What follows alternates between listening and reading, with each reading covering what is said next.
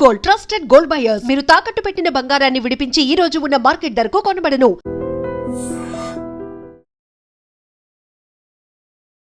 నమస్తే, welcome back to IT media. నేను మీ ఝాన్సీ. సో ఈరోజు మనతో ఉన్న guest AMFI registered mutual fund distributor, అలాగే ఏఎఫ్ డిస్ట్రిబ్యూటర్ కూడా సాల్మన్ గారు మనతో ఉన్నారు. సో స్టాక్ మార్కెట్ ఇన్వెస్ట్మెంట్స్ గురించి, కొన్ని పెట్టుబడుల గురించి తెలుసుకునే ప్రయత్నం చేద్దాం. నమస్తే సార్. నమస్తే ఝాన్సీ. సార్, మనం మాట్లాడుకున్నాం ఇంతకుముందు, ఎస్ఐపి యంగ్ జనరేషన్ వాళ్ళైతే ఇన్వెస్ట్మెంట్ చేసుకుంటారు, వాళ్ళకి ఒక లంసమ్ వస్తుంది అమౌంట్. మరి 60 అబవ్ ఉన్న ఏజ్ వాళ్ళు, సపోజ్ వాళ్ళ దగ్గర సమ్ అమౌంట్ ఉంది, దాన్ని ఇన్వెస్ట్మెంట్ చేయొచ్చా? ఒకవేళ నష్టాలు వస్తే ఆ డబ్బులు ఏమైనా పోయే అవకాశం ఉంటుందా? మంచి క్వశ్చన్ అడిగావమ్మ ఝాన్సీ. చూడండి, ఇప్పుడు 50, 55, 60 వీళ్ళు 10 ఏళ్ళు, 15 ఏళ్ళు, 20 ఏళ్ళు ఇన్వెస్ట్ చేయండి, తర్వాత డబ్బు తీసుకోండి అంటే వీళ్ళు ఏజ్ ఎక్కువ. సో వాళ్ళని 10 ఏళ్ళు, 15 ఏళ్ళు ఇన్వెస్ట్మెంట్ చేయమన్నా చేయలేరు. ఆ ఏజ్ పీరియడ్ ఏమిటి? సపోజ్ 60 ఇయర్స్ అనుకోండి, వాళ్ళకి ఫిక్స్డ్ ఇన్కమ్ కావాలి. రిటైర్మెంట్ ఏజ్, ఫిక్స్డ్ ఇన్కమ్ కావాలి. వీళ్ళకి ఏమున్నాయి ఆపర్చునిటీస్? సపోజు ఒక 10 లక్షలు ఉంది, ఎఫ్డీలో పెడితే నెలకి 6% అంటే 7 వరకు కూడా వస్తుంది. అర్థం కావటానికి 6 అయితే ఈజీగా ఉంటుంది. 6% లెక్కేసుకుంటే 10 లక్షలకి నెలకి 5,000 వస్తుంది. 50 లక్షలకి 25,000 వస్తుంది. ₹1,00,00,000 పెడితే నెలకి 50,000 వస్తుంది ఫిక్స్డ్. ఇక్కడ ఏమిటి? ప్రిన్సిపల్ పెరగదు, తగ్గదు. ప్రిన్సిపల్ సేఫ్గా ఉంటుంది ఎఫ్డీలో. మరి ఈక్విటీ మ్యూచువల్ ఫండ్స్లో, ఏదంటే మ్యూచువల్ ఫండ్స్లో ఇలా ఏమన్నా ఎఫ్డి పెట్టి నెల ఫిక్స్డ్ ఇన్కమ్ వచ్చేది ఏమన్నా ఉందా? మనకి మ్యూచువల్ ఫండ్స్లో కూడా ఆప్షన్స్ ఉన్నాయి. సపోజ్ మీరు ఒక 50 లక్షలు పెట్టారమ్మా, ఓకేనా? 2 రకాల ఆప్షన్స్ ఉన్నాయి. 50 లక్షలు పెట్టారు మీరు. ఒకటి ఏమిటంటే ఫండ్ మేనేజర్కే మీరు ఛాయిస్ ఇస్తారు, నెలకి ఎంత ఇవ్వాలన్నది.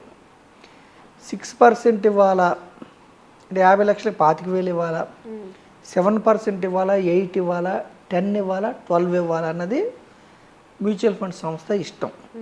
అంటే ఇక్కడ మార్కెట్స్ బాగున్నప్పుడు అతను 8%, 9% కూడా ఇస్తాడు, ఎక్కువ ఇస్తాడు. దీన్ని ఏమంటారంటే IDCW, income distribution come withdrawal plan. అంటే ఫండ్ మేనేజరు నెల 6% ఇవ్వాలా, 10 ఇవ్వాలా, 12 ఇవ్వాలా, ఆయన ఇష్టం. రెండో మెథడ్ ఉందమ్మా. ఒక్కొక్కసారి ఆయన తక్కువ ఇవ్వచ్చు, ఒక్కొక్కసారి ఎక్కువ ఇవ్వచ్చు. అప్పుడు మన యొక్క లివింగ్ స్టైల్ మీద ఖర్చు ఎంత పెట్టాలో, ఎంత వస్తుందో తెలియదు, ఈ నెల ఎంత పెట్టాలో తెలియదు. కాబట్టి సిస్టమాటిక్ విత్డ్రాల్ ప్లాన్ అని ఒకటి ఉంది, SWP. ఎస్ఐపికి ఆపోజిట్. ఎస్ఐపి అంటే సిస్టమాటిక్ ఇన్వెస్ట్మెంట్ ప్లాన్. అంటే యూత్ వీళ్ళు క్యాపిటల్ అప్రిసియేషన్ కోసం, ఒక డబ్బు సమకూర్చుకోవడం కోసం చేసేది ఎస్ఐపి. ఎస్డబ్ల్యూపి అంటే మనం ఒక సంపదని ఇన్వెస్ట్ చేస్తాము, ప్రతి నెల తీసుకోదాన్ని SWP అంటారు, సిస్టమాటిక్ విత్డ్రాల్ ప్లాన్ అని. దీంట్లో ఇన్వెస్టర్ ఇష్టం ఎంత తీసుకోవాలన్నది. 6% తీసుకోవాలా, 8% తీసుకోవాలా, 10% తీసుకోవాలా, ఇన్వెస్టర్ ఇష్టం. సపోజ్ 50 లక్షలు పెట్టారు, ఓకే అమ్మా, 6% తీసుకునే నెలకు 25,000 వస్తుంది. 9.6% తీసుకున్నారు 50 లక్షలు పెట్టి, 9.6. జనరల్గా నేను నా ఇన్వెస్టర్స్కి 9.6% ప్రిఫర్ చేస్తాను. అంటే 50 లక్షలకి నెలకి 40,000 వస్తుంది, ఓకేనమ్మా. అదే ₹1,00,00,000 పెట్టారనుకోండి, నెలకి 80,000 వస్తుంది ₹1,00,00,000 పెడితే. అయితే ఇక్కడ ప్రజలు అర్థం చేసుకోవాల్సింది ఏమిటంటే, SWP పెట్టేటప్పుడు మీరు పెట్టే funds small caps, mid caps, pure equity పెడితే రిస్క్ చాలా ఎక్కువ ఉంటుంది. సాధ్యమైనంత వరకు అవాయిడ్ చేయడానికి ట్రై చేయాలి. స్మాల్ క్యాప్స్లో ఒక్కోసారి మార్కెట్స్ బాగాలేని 40% కూడా పడతాయి. అప్పుడు పైగా మనం ప్రతి నెల డబ్బులు తీసుకుంటున్నామంటే అర్థం ఏంటంటే, మన కోసం మన యూనిట్స్ ఉంటాయని చెప్పే కదా మ్యూచువల్ ఫండ్స్లో, యూనిట్స్ సెల్ చేసి ఇస్తారు వాళ్ళు. 40% మార్కెట్స్ డౌన్ అయ్యి మన యూనిట్స్ కూడా సెల్ చేస్తే అంటే 9.6% మనది కూడా వెళ్తే అంటే 49% down. So small caps, mid caps, even flexi, మల్టీలు కూడా పెట్టిన నెక్స్ట్ మంత్ నుంచే మీకు డబ్బులు కావాలంటే ఇవి అవాయిడ్ చేయడానికి ట్రై చేయండి. ఓకేనా? అయితే మీకు క్యాపిటల్ అప్రిసియేషన్ వద్దు, కేవలం ఒక 9.6% కావాలంటే డెట్ ఫండ్స్ పరిశీలించవచ్చు. లేదు మనకి నెల నెల డబ్బు తీసుకున్న తర్వాత కూడా దీర్ఘకాలంలో డబ్బు పెరగాలనుకుంటే హైబ్రిడ్ ఫండ్స్ అని ఉంటాయి. ఓకే. ఇప్పుడు సపోజ్ మీరు 50 లక్షలు పెట్టారమ్మా, సపోజ్ నెలకు 40,000 తీసుకున్నారనుకోండి. ఈ 50 లక్షలు బ్యాంక్లో ఉన్నట్టుగా 50 లక్షలు సేఫ్గా అలాగే ఉంటుందా? ఉండదు. మ్యూచువల్ ఫండ్స్ అంటేనే up and downs, risk up and downs, stock market. Hybrid fund అంటే ఏమిటి? ఒక 65% ఈక్విటీ అంటే స్టాక్స్ కొంటారు, ఒక 35% బాండ్స్ అంటే కంపెనీలకు అప్పిస్తారు. బాండ్స్లో ఫిక్స్డ్ ఇంట్రెస్ట్ వస్తుంది. బాండ్స్ అంటే అప్పు ఇవ్వటం, ఇంట్రెస్ట్ వస్తుంది. ఈక్విటీ అంటే కంపెనీలో ఓనర్షిప్, అప్ అండ్ డౌన్స్ అవుతాయి. 65% అప్ అండ్ డౌన్స్ అయినా 35% మిమ్మల్ని కొంచెం అంటే హైబ్రిడ్ ఫండ్స్ పరిశీలిస్తే ఓకే. లేదు బ్యాలెన్స్డ్ అడ్వాంటేజ్ ఫండ్స్ అని ఉన్నాయి. ఇక్కడ ఏమిటి? స్టాక్ మార్కెట్ హైలో ఉన్నప్పుడు ఈక్విటీ తగ్గిస్తారు, స్టాక్ మార్కెట్ డౌన్ అయినప్పుడు ఈక్విటీ పెంచుతారు. అంటే మార్కెట్ డౌన్ అయినప్పుడు కంపెనీ షేర్లు తక్కువకి వస్తున్నాయి కదా, దాన్ని బ్యాలెన్స్ అడ్వాంటేజ్ ఫండ్ అంటారు. హైబ్రిడ్ ఫండ్స్ పరిశీలించవచ్చు ఎస్డబ్ల్యూపీ కోసం, బ్యాలెన్స్ అడ్వాంటేజ్ ఫండ్స్ పరిశీలించవచ్చు. మూడవది multi asset funds. Multi asset funds అంటే ఈక్విటీలో పెడతారు, బాండ్స్లో పెడతారు డెట్, మూడోది గోల్డ్ సిల్వర్లో కూడా పెడతారు, మోర్ దాన్ 10% ప్రతి దాంట్లో. ఓకే. అంటే మల్టీ అసెట్ పేరులోనే ఉంది, మల్టీ అసెట్. అసెట్స్లో ఎక్కువ రకాల అసెట్స్లో పెట్టేదని మల్టీ. ఓకే. అయితే ఇక్కడ కూడా ఈక్విటీ అనే మాట వస్తే కనీసం 5 సంవత్సరాలు మీరు ఉండకపోతే మీరు ఇక్కడ పెట్టవద్దు, ఎఫ్టీలోనే పెట్టుకొని డబ్బులు తీసుకోండి. మీరు పెట్టారు లంసం 50 లక్షలు కావచ్చు, 10 కావచ్చు, కోటి కావచ్చు, 5 సంవత్సరాల పైన ఉంటానంటే బ్యాలెన్స్ అడ్వాంటేజ్ కావచ్చు, హైబ్రిడ్ కావచ్చు, మల్టీ అసెట్ కావచ్చు, మీరు పరిశీలించవచ్చు. ఓకే. మీరు ఎంత తీసుకున్నారు? 9.6% తీసుకుంటున్నారు. అంటే ఇక్కడ 9.6%. నేను ఒక ఉదాహరణ చెప్పాను, మీరు ఇంకా తక్కువ తీసుకుంటే ఇంకా మంచిది, కానీ బ్యాంక్ కంటే ఎక్కువ రావాలనుకున్న వాళ్ళు ఇందులో ఇన్వెస్ట్మెంట్ చేస్తే బాగుంటుంది. 50 లక్షలకి 40,000, బ్యాంకులో 25,000 వస్తుంది అనుకోండి, ఇక్కడ 40,000 వస్తుంది. పైగా మీరు 10 years ఉంటే మనకేమిటంటే హైబ్రిడ్ ఫండ్స్ కానీ, మల్టీ అసెట్ ఫండ్స్ కానీ, బ్యాలెన్స్ అడ్వాంటేజ్ ఫండ్ కానీ 10 years ఉంటే 9.6% కంటే ఎక్కువ వస్తున్నాయి. కొన్ని సందర్భాల్లో నెగిటివ్ రిటర్న్స్ వచ్చినా ఎక్కువ వస్తుంది. అంటే మీ ప్రిన్సిపల్ 10 years ఉంటే పెరిగే అవకాశం ఉంది.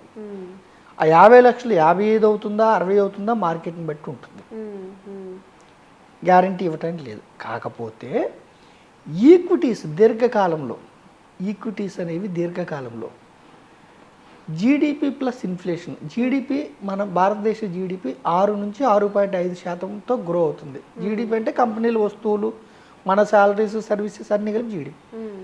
జీడిపి పెరుగుతుందంటే స్టాక్స్ కంపెనీస్ ప్రొడ్యూస్ చేస్తున్నాయి, స్టాక్స్ విలువ పెరుగుతుంది, లాభాలు వస్తాయి. ఇన్ఫ్లేషన్ ధరల పెరుగుదల అరౌండ్ 10%, 6 + 4 to 5 అంటే 10 to 12% కంఫర్టబుల్గా జీడిపి ప్లస్ ఇన్ఫ్లేషన్ బట్టి ఈక్విటీ రిటర్న్స్ వస్తాయి. ఒక 10% వచ్చింది అనుకోండి అమ్మా, అయినా మనం తీసుకుంటుంది 9.6%. కాబట్టి మీ ఫండ్ ప్లస్లో ఉండే అవకాశం ఉంది. 12% వచ్చింది అనుకోండి, 3% మీకు అక్యుములేట్ అవుతుంది. అంటే మీ యొక్క ప్రిన్సిపల్ 10 years పైన ఉంటే 12% 14% వస్తే మీ యొక్క ప్రిన్సిపల్ అక్యుములేట్ అవుతుంది. అప్పుడు మీరు 9.6% వెరీ గుడ్ రిటర్న్ తీసుకుంటే కూడా మీ ప్రిన్సిపల్ ప్లస్లో ఉంటుంది. అయితే తంబు రూల్ ఏమిటంటే హైబ్రిడ్ ఫండ్స్ కూడా గ్యారంటీడ్ కాదు, అసలు తగ్గుతుంది. ఎప్పుడు తగ్గుతుంది అసలు? మీరు ఈ సంవత్సరం పెట్టారు 9.6% తీసుకుంటున్నారు, ఈ సంవత్సరం మార్కెట్ డౌన్ అయింది -5%, మీ అసలు 50 లక్షలు పోయి 45 కావచ్చు, 44 కావచ్చు. ఎందుకు? నెగిటివ్ వచ్చింది కాబట్టి. కానీ ఎస్డబ్ల్యూపిలో ఉన్న బ్యూటీ ఏమిటంటే మనం తీసుకునే అమౌంట్ ఫిక్స్డ్, అది మాత్రం మార్కెట్ డౌన్ అయినా అప్ అయినా అది వచ్చేస్తుంది. మనం తీసుకునే అమౌంట్ ఫిక్స్డ్ కాబట్టి శాలరీ అకౌంట్లో క్రెడిట్ అయినట్టు మీకు అకౌంట్లో క్రెడిట్ అయిపోతుంది. ఈ ప్రిన్సిపల్ డౌన్ అయినప్పుడు మీరు ఆందోళన చెందొద్దు. ఈక్విటీస్ అంటేనే 5 ఏళ్ళు కళ్ళు మూసుకోవాలి. 9.6 కాకుండా ఇంకా కొంచెం తక్కువ పర్సెంటేజ్ పెట్టుకుంటే ఇంకా సూపర్. కానీ అట్లీస్ట్ మనం 9.6 అంటే ఒక 50 లక్షలకి 40,000, కోటి రూపాయలకి 80,000 వస్తుంది. ఇక్కడ ప్రిన్సిపల్ అప్ అండ్ డౌన్స్ అవుతాయి. ప్రిన్సిపల్ అప్ అండ్ డౌన్స్ అయిన చూసి తట్టుకోలేని వాళ్ళు ఈక్విటీ మ్యూచువల్ ఫండ్స్లోకి రావద్దు, ఎఫ్డీలోనే పెట్టుకోవాలి. ఓకే, కొంచెం ఇక్కడ ఎందుకు రమ్మంటున్నామంటే ఇన్ఫ్లేషన్ ఉంది కదమ్మా, 6% 5% పెరుగుతుంది. ఒక 5 ఏళ్ళు, ఒక 10 ఏళ్ళ తర్వాత వీళ్ళకి ఇంకా ఎక్కువ డబ్బు అవసరం ఉంటుంది. అందుకనే ఈక్విటీస్ అంటే కంపెనీలో ఓనర్షిప్ మీ యొక్క డబ్బుకి జత కలిస్తే ఎక్కువ ఆల్ఫా జనరేట్ చేసుకోవచ్చు. ఇన్ఫ్లేషన్ హెడ్జింగ్ అంటే ఇన్ఫ్లేషన్ దాటి మీరు మీ అవసరాలు తీరుతాయి కాబట్టి పెద్దవాళ్ళకి ఏం చెప్తున్నామంటే మనం ఎస్డబ్ల్యూ అనే సాధనం ఉంది, కానీ మీ యొక్క లంసం మోర్ దాన్ 5 years ఉంచుతానంటేనే హైబ్రిడ్ ఫండ్స్ కానీ, బ్యాలెన్స్డ్ అడ్వాంటేజ్ కానీ, మల్టీ అసెట్ ఫండ్స్లో కానీ పెట్టాలి. రెండోది ఏంటంటే ఎఫ్డీలో మీకు ట్యాక్స్ పడుతుంది. ఎఫ్డీలో మీకు వచ్చే ఇంట్రెస్ట్ మీద. ఇక్కడ ఏమిటంటే ఐడిసిడబ్ల్యూలో కూడా టీడీఎస్ పడుతుంది. 5,000 దాటితే డివిడెండ్ 5,000 దాటితే టీడీఎస్. ఎస్డబ్ల్యూపిలో మాత్రం మీకు తక్కువ ట్యాక్స్తో బయటపడవచ్చు మీరు. ఎందుకంటే సిస్టమేటిక్ విత్డ్రాయల్ ప్లాన్ అంటే మీ అసలు ప్లస్ రిటర్న్ తీసుకుంటారు కాబట్టి అసలు పోర్షన్ మీద ట్యాక్స్ పడదు. మీరు పెట్టిన అసలు 10% వరకు వెనక్కి తీసుకుంటే కూడా ట్యాక్స్ పడదు. రిటర్న్ మీద కొంచెం షార్ట్ టర్మ్ క్యాపిటల్ కానీ లాంగ్ టర్మ్ క్యాపిటల్ కానీ కొంచెమే పడుతుంది. సో ఎస్డబ్ల్యూపి అయితే ఎస్డబ్ల్యూపిలో ఏమిటంటే మీ యూనిట్స్ తగ్గుతూ ఉంటాయి. ప్రతి నెల మనకి మన డబ్బుకి ఎన్ని యూనిట్స్ అవసరమో అన్ని యూనిట్స్ అమ్మేసి ఇస్తూ ఉంటారు కాబట్టి కొన్ని యూనిట్స్ తగ్గుతూ ఉంటాయి. అయితే మార్కెట్స్ పెరిగినప్పుడు యూనిట్స్ తగ్గిన ఎన్ఏవి రేటు పెరుగుతుంది, ఫండ్ పెరుగుతుంది. యూనిట్స్ తగ్గితే కూడా మార్కెట్స్ తగ్గినప్పుడు మాత్రం ఫండ్ నెగిటివ్ వెళ్తుంది. ఇది అర్థం చేసుకొని ఇన్వెస్ట్ చేసుకుంటే మంచిది. ఎస్డబ్ల్యూపికి వెళ్ళినప్పుడు స్మాల్ మిడ్ అవాయిడ్ చేయటం మంచిది. ఓకేనమ్మా. సో ఏదైనా మీకు తెలియకపోతే ఒక డిస్ట్రిబ్యూటర్ ద్వారా, ఫైనాన్షియల్ ప్రొఫెషనల్ ద్వారా వెళ్తే పెద్దవాళ్ళు ఇబ్బంది లేకుండా హ్యాపీగా ఫిక్స్డ్ శాలరీ వచ్చినట్టుగా మీరు బ్యాంకులో ఎలా తీసుకుంటారో అలా తీసుకోవచ్చు. రిస్క్ని అర్థం చేసుకోండి. ఓకే, సో ఓన్లీ ఇన్వెస్ట్మెంట్ లేకపోతే వీళ్ళు అంటే ఎంగేజ్లో ఉన్న వాళ్ళు చేసుకోండి అనేది కాదు, అందరికీ యూస్ఫుల్ అయ్యే వీడియో.